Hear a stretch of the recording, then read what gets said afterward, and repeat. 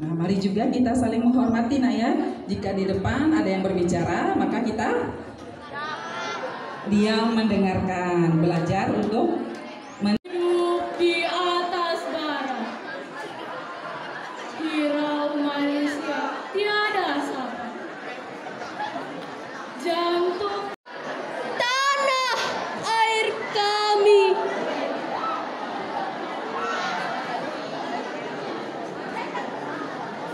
Disinilah kami berdiri menyanyikan air mata kami. Tumpah darahku, mata air mata kami. Napas kesumatnya. Gadis tanah air kami. Disinilah kami berdiri menyanyikan air mata kami.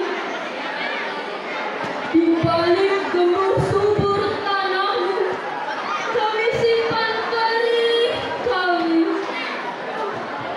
Di balik etalase megah gedung-gedungmu, kami coba sembunyikan derita kami.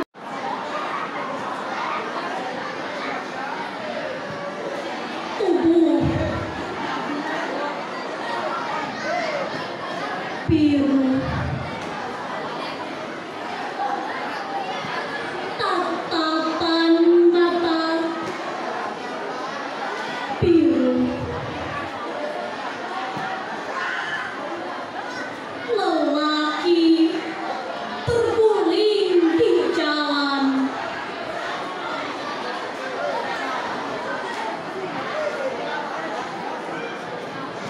Angin tergantung, terkecap, pahitnya tembakau. Karya Sutardi Aldo Paku. Tanah air mata, tanah tumpah darahku.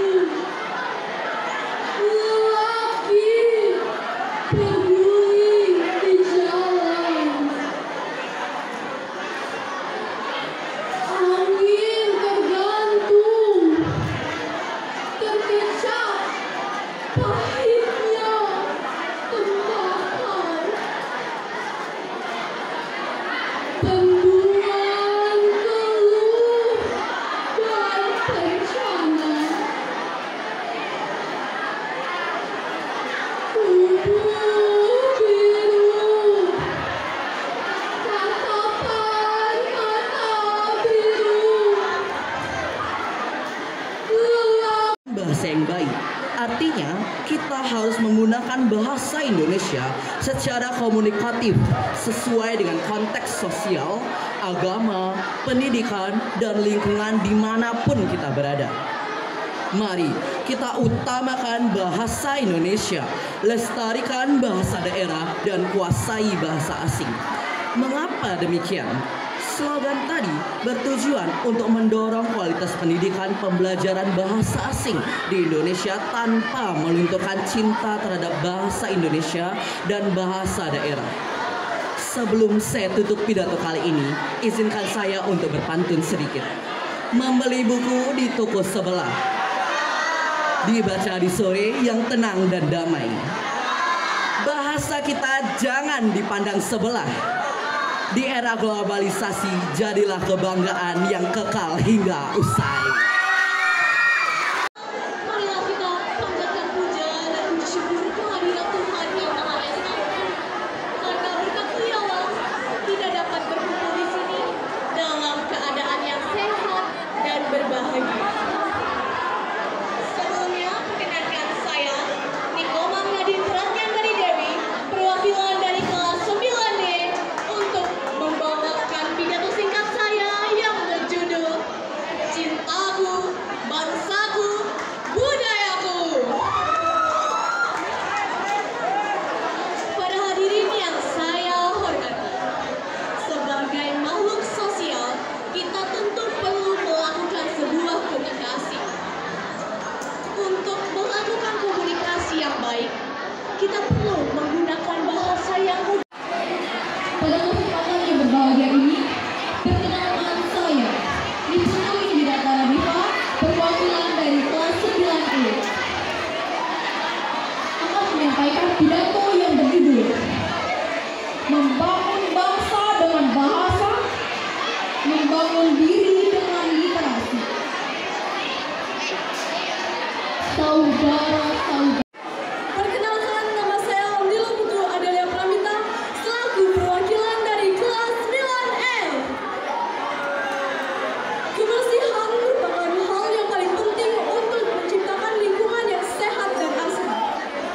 Kebersihan juga berperan penting untuk mewujudkan lingkungan yang nyaman dan indah. Banyak tentu tidak, bukan? Begitu pula dengan sekolah kita ini. Kebersihan lingkungan sekolah harus kita jaga agar tetap bersih dan nyaman demi keberhasilan proses belajar mengajar.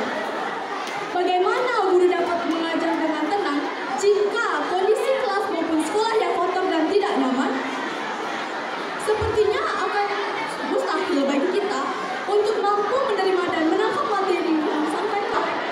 Kebersihan lingkungan sekolah dapat mencegah berjangkitnya berbagai penyakit. Sebagai contoh, siswa dan siswi kerap membawa sampah bekas makanannya ke kolong meja. Jika kita melakukan hal tersebut secara terus-menerus, kemungkinan besar kita akan dapat terkena penyakit. Salah satunya yaitu demam berdarah. Dengan demikian, menjaga fasilitas lingkungan sekolah merupakan suatu keharusan bagi seluruh warga sekolah. Sekali lagi, saya mengimbau bagi seluruh warga sekolah, mari kita bersama-sama menjadikan sekolah kita tercinta ini selalu bersih dan nyaman. Mari kita mulai dari saat ini juga. Mungkin hanya ini yang dapat saya sampaikan. Terima kasih atas perhatiannya. Saya mohon maaf jika terjadi kesalahan dan kekurangan. Saya tutup dengan Paramo Santi. Om Santi, Santi, Santi Om. Berikan kepada saya hormati Bapak atau Ibu guru yang mengajar di SMP Negeri 8 Denpasar. Yang saya hormati staf, pegawai, serta siswa-siswi SMP Negeri 8 Denpasar yang saya cintai. Marilah kita panjatkan puji syukur kepada Tuhan Yang Maha Esa. Karena berkat rahmat dan izin Beliaulah kita dapat berkumpul di sini dalam rangka peringatan besar. Para hadirin yang saya hormati, pada hari yang baik ini, saya akan menyampaikan isi pidato saya yang berjudul Bahasa Indonesia sebagai landasan persatuan.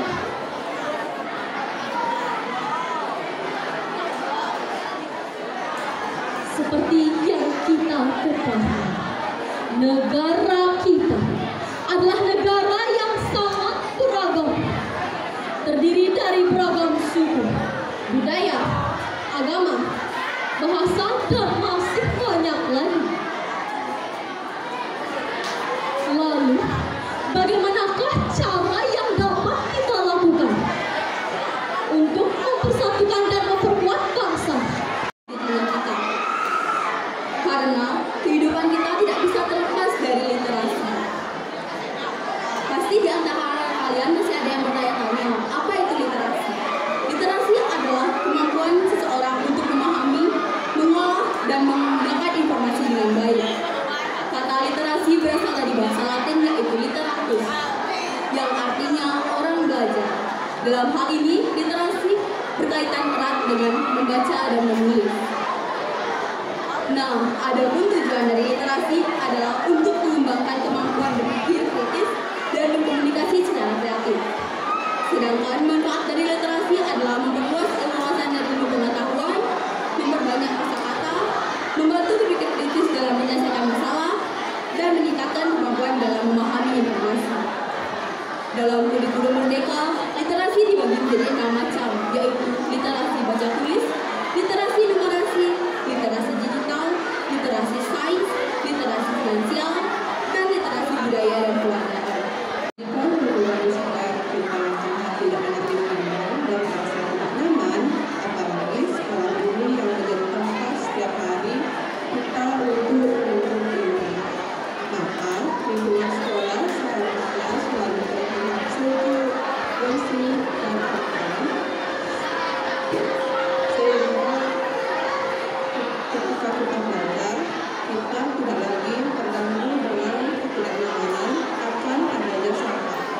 Oleh karena itu, setiap kelas seharusnya sudah memiliki kedisiplinan tersendiri akan pentingnya kebersihan. Setiap siswa yang memiliki jalur tiket sudah seharusnya dan tidak lupa pula untuk sekolah semua siswa seharusnya sadar bahwa ada sampah bukannya tempat tujuan. Bisa diambil sampah yaitu agar kita selalu membuang sampah ke tempatnya, sehingga sekolah kita tidak seperti lapangan sepak bola yang harus digunakan sebagai konser. Jadi kita sebagai siswa di sekolah ini Located on the west coast of Sumatra, lived a single mother who worked tirelessly to support her son, Malin Kundang. Every day, Malin Kundang helped his mother to tie the boats on the beach and catch fish. Despite living in poverty, Malin Kundang dreamed of achieving success and wealth. One day, a large trading ship anchored in their village. Malin Kundang saw an opportunity to leave his small village and seek fortune in the outside world.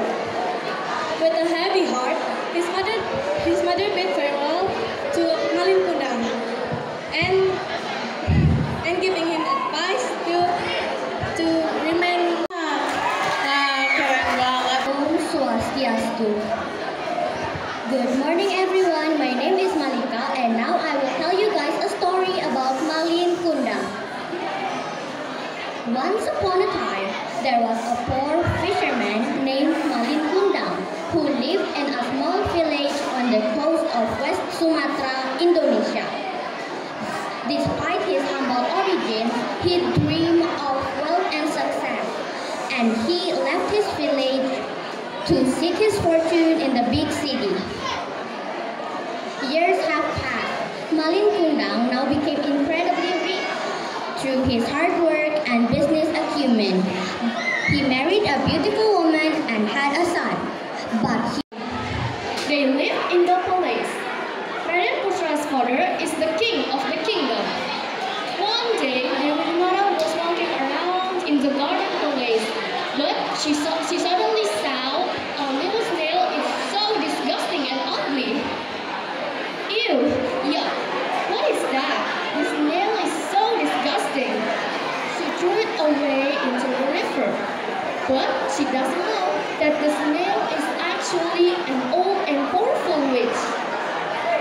The witch was so mad at her. Once upon a time, lived a beautiful woman named Dayasuri. One day, she was nighting suddenly her blanket fell from her house. She prayed to God, "If a man take my blanket, he will be my husband. If a woman, she will be my sister." Then, a man went to her. Because she kept her promise, she married the God and called him Tuma. Years later, he gave birth to a little boy. Once upon a time, there was a widow who lived in the village of Dadakan. She had a son whose name was Jaga Taruk. She had a son whose name was